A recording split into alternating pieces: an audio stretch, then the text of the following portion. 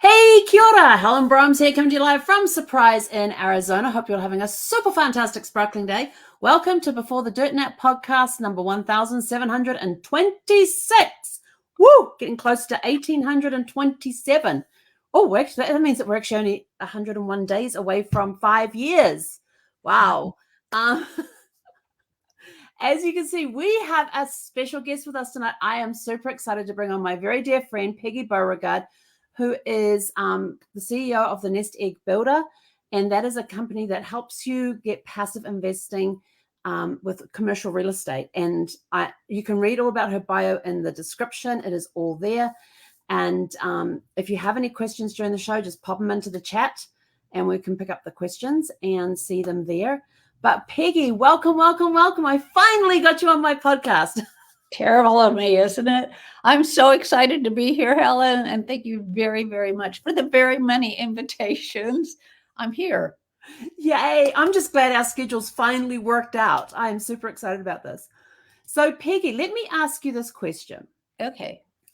So, what stories did you hear growing up about money that influenced your life? Yes, well, like most parents, my parents didn't ever talk about money. They said things like they didn't have money. They couldn't do the things that I wanted to do. If I asked for something, they'd say, "Well, you have to earn it." My mom would give us an allowance. So understand this is back in the mid 60s, and she would give us a dime to defrost the little ice box freezer part, which just held ice cubes. She'd give a dime for that. She'd give a nickel for something else. And if you did a really big job, she'd give you a quarter. So that's how I started earning money. And I could see I was never going to make enough by having chores around the house. So I started at 11 years old. I got on a bicycle and started delivering TV guides for about 2.5 years. And then the TV guide people decided they would just mail it to everyone. So I lost that job. So my stories about money are we didn't have any. We weren't broke. My dad was in the service. We had our clothes and we ate not very well. My mom was a terrible cook. Sorry, Mom. She was awful. I think that's why I'm so thin. I don't care about eating. I did tell my grandmother at one time that I was going to marry a millionaire, and she said, "How are you going to do that?" And I said, "I don't know." But no one ever helped me do plans. No one ever told me what it took to make money. I didn't have any idea until I was an adult and had worked in several corporations and moved around the United States and did some traveling. And I finally sat down and said, I got to figure out how money works because it's not working for me. And I wanted to get out of that rat race. So I started studying money. I started talking to people. I started reading books and doing what I could do to figure out how money would work. My grandmother had given me some stock, Avon stock, started in her town, and I put that in stocks. I got a stockbroker and he sold all my stock and started moving me in stocks, and I never made money in the stocks. He made lots of money, but I didn't. So I said, that's not the place either. And I fooled around in lots of different kinds of businesses. And then I finally started this business after I'd been in real estate for a lot of years and bought a lot of real estate and fixed it up and then started being a partner in other people's deals. And one day I went, oh my God, this is where you make money. This is how to make money work. Commercial real estate. You can put in the same amount of money you would put in a single family home, but you're going to get so much more return. And then I just kept reading books. So, I mean, everybody's got their story around money. Money doesn't grow on trees. How often do you hear something like that? Or we don't have that right now. You'll have to figure out how to make it happen. The good thing is my parents told me I had to figure out how to make it happen, if that makes any sense. And that's what I did. So remember, my very first job was babysitting. I was 10 years old to babysit the neighbors' kids. And then from there I had a paper route. I actually covered a paper route for a friend of mine. She was going on vacation, so I covered her paper route while she was away. What else did I do? Worked in tea rooms as a waitress and behind the counter in tea rooms. Worked as a gas pump jockey. I Oh, was good. head coach for a gymnastics club. And that was all up until the age of 16. And then at 17, I went and joined the Royal New Zealand Air Force. So, Wow. but again, our money conversations didn't really happen. Our parents gave us allowances for chores that we did around the house. And, we were taught to save, and we were given, we had soda cans. Those were the ones that had the tear tabs on them back in those days. Oh, So they yeah. were coins into the slots. And then when we were going on vacation, we then got to open our soda cans, and that was our spending money while we were on vacation. So we had to save up to spend. If we wanted to spend money on our vacation, we had to save it up. And that's how we did that. So, they would pay for activities for us to do, but if there was something we wanted to buy, we had to buy it ourselves. But yeah, not really a lot of talk about money. But you mentioned something that you talk to people. What sort of people did you talk with? Well, I was also a waitress, so I talked to people that were because when you're serving breakfast or lunch, and they just hang around, they don't have a lot to do. You see the same people every day. We just started talking to them, and then I was in some educational classes, and we had what we called coursework. So we would get together every couple of weeks and do this coursework. And I was hanging out with people at the beach, and they had some really nice homes. And they didn't really talk about money, but you could see that they were super nice people. They helped you with whatever you had needed help with. They were open to any kind of conversation you could have. And I could see that people with money were really great people. Now, how did they get there? So I started asking, what do you do for a living? We having a dinner conversation. How's work going? What are you doing to make a difference? Those kind of conversations, and found out these people all had their own businesses, and that's how they were making their money. And then they took the money that they did have and they invested it to make that money that they saved grow, which is a really good thing to do, because one day, hopefully, you retire and you've got the money you need to live a really great life. So I would talk when I was in real estate as a broker. I asked all the people in the office how they made what they had happen. How were they successful real estate agents? How did they represent people? So I just talked to everybody about everything they did. I worked in the garment industry for years. I talked to the owners there about how they did. What they did is they told me, I bought this business and you work for me. Like, okay, so you get all the profit and I do all the work. Let me think about that. Maybe I could Yeah. get in a position where I own the company and I can pay other people to do the work.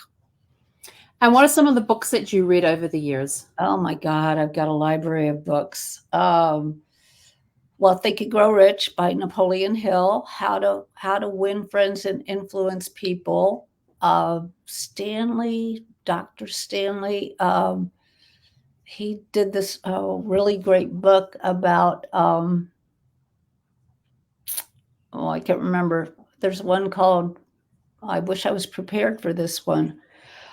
Sorry, I just throw questions in there. Yeah, you just I got a library full of them, but my library is not here in this room. It's in another room. One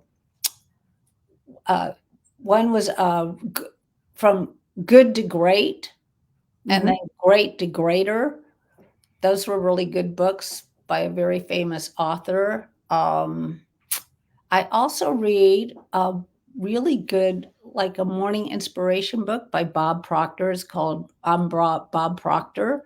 And it's just inspirational, like, don't let things stop you, like what Churchill said about when you're in hell, keep going. How else are you going to get out of there? So like that. Oh, Stanley. Oh, it's a great book. It's really an older book, but they did this research on, they sent out forms to people to fill out, and they asked them all these questions like, they're rich people. Do they buy new cars or do they buy used cars? How often do they buy them? Do you take care of your daughters? How do you take care of your daughters when they're grown? How do you take care of your sons? Like that. And so they gave all this feedback, and it was really very interesting.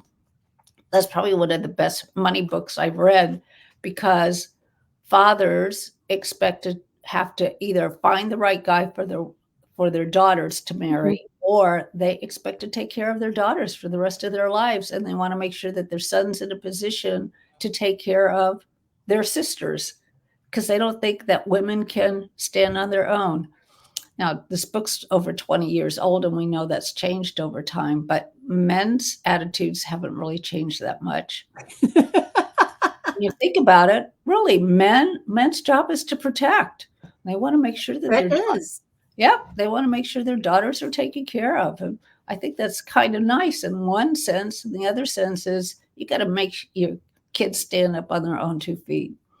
I think that's super important. But the other thing that was really kind of blew me away was they don't go out, they make a lot of money, right? But they live in the same house that their first house where they got married and lived, like in a 3 or 4 bedroom house. They're still in that same house. It's called The Millionaire Next Door. That's the name of the book.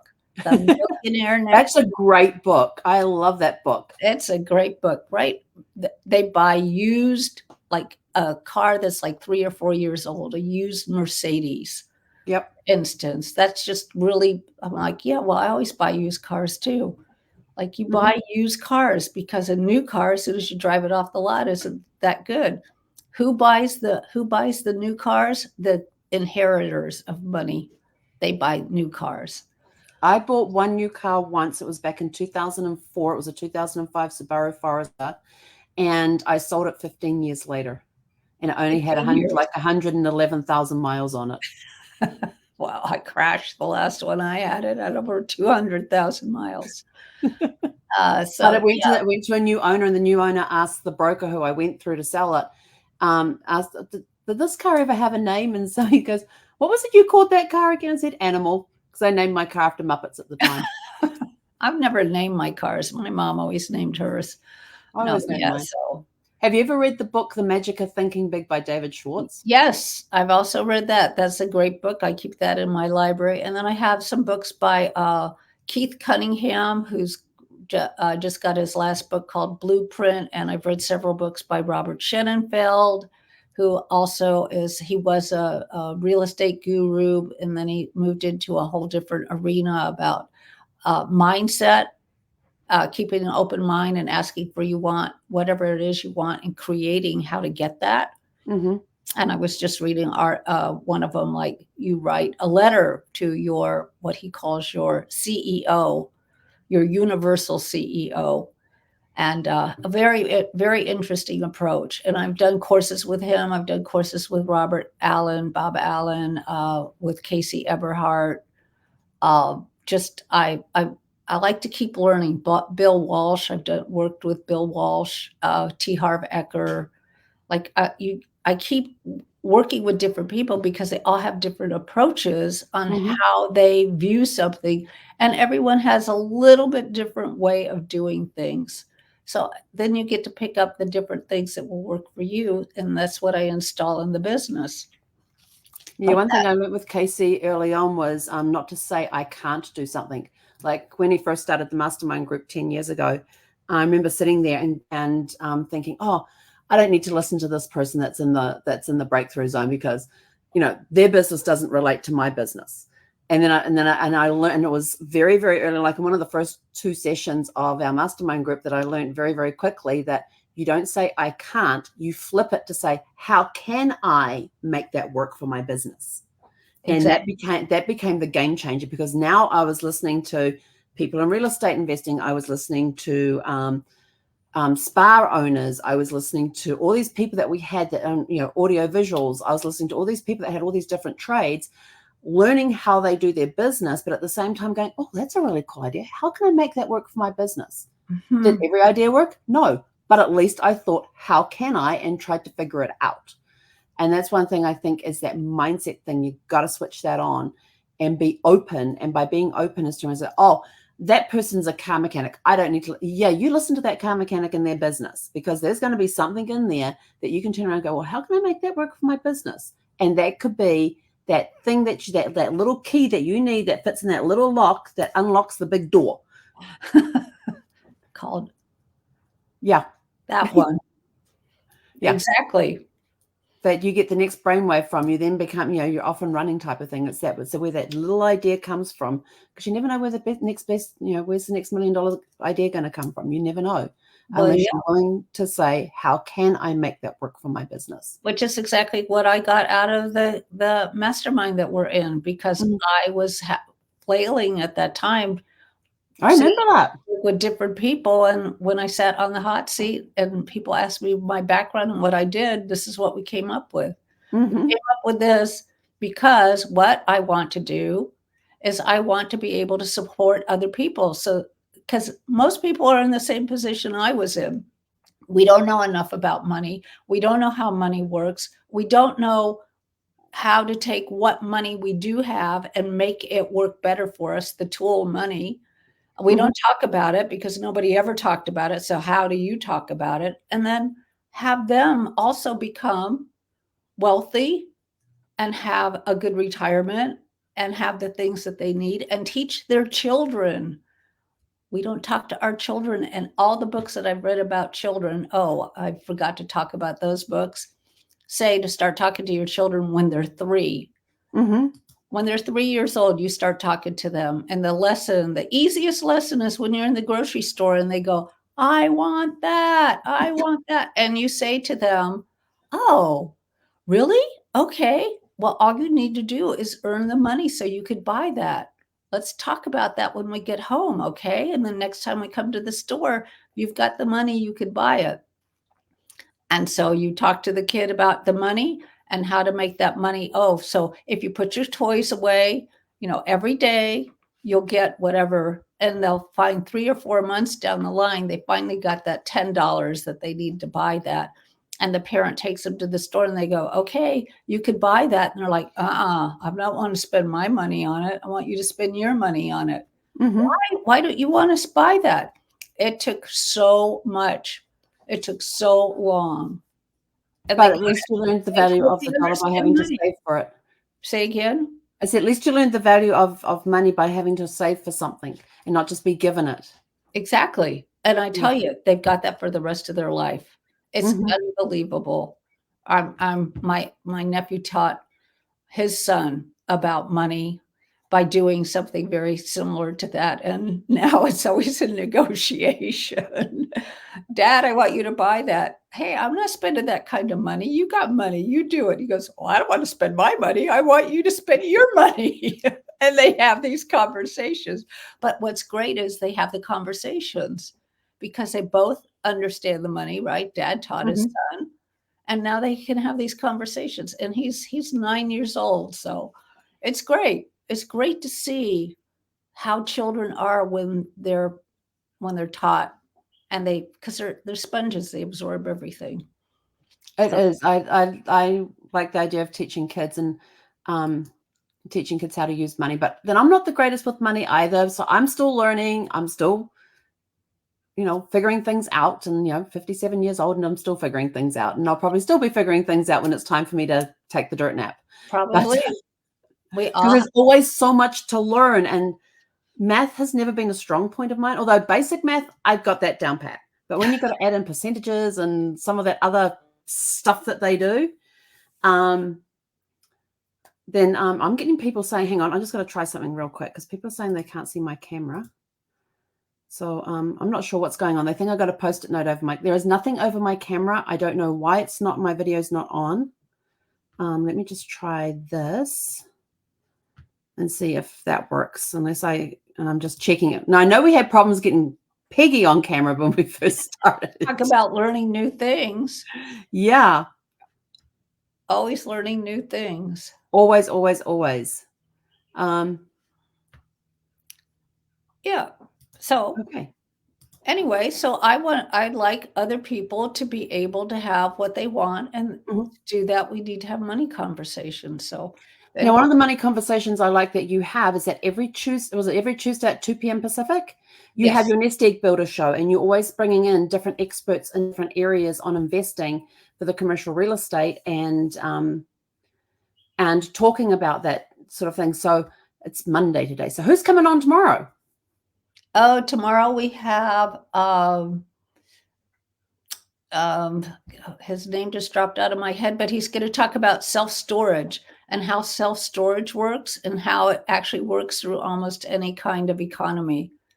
Wow. He will be on, and I had a call with him this morning to talk about that conversation, and he's been working with a couple of different groups, and the first group he was working with when I first met him, they own over $100 million of self-storage, and they're buying more and more and more, and they bought all the way through COVID, never stopped.